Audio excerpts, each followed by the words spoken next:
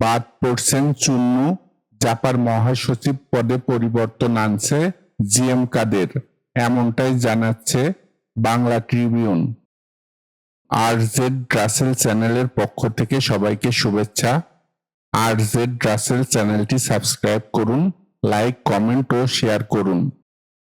জাতীয় পার্টির মহাসচিব পদে নতুন নিয়োগের সিদ্ধান্ত হয়েছে। আজকালের মধ্যে নতুন মহাসচিব নিযুক্ত করবেন দলের চেয়ারম্যান জিএম কাদের। শনিবার মধ্যরাতে বাংলা ট্রিবিউনের সঙ্গে আলাপকালে জিএম কাদেরের ঘনিষ্ঠ একজন নেতা একথা জানান।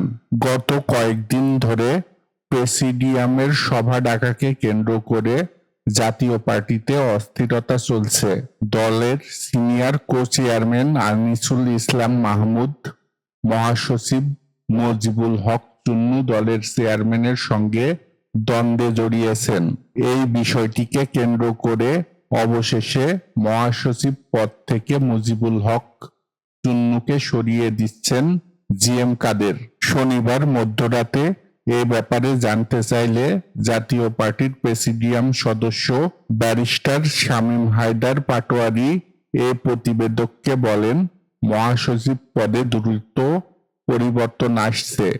দলীয় সূত্র জানায়, কয়েকজন প্রেসিডিয়ামের সদস্যকেও বাদ দেওয়া হচ্ছে।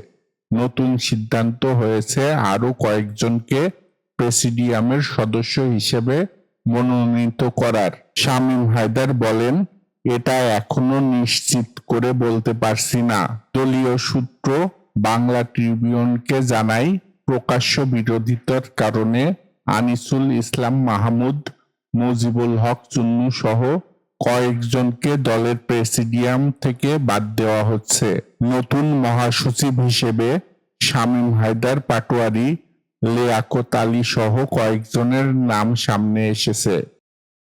আজকে এই পর্যন্তই। ভালো থাকবেন, সুন্দর থাকবেন। আর RZ রাসেল চ্যানেলটি সাবস্ক্রাইব করুন, লাইক করুন, কমেন্ট করুন ও শেয়ার করে সাথেই থাকুন।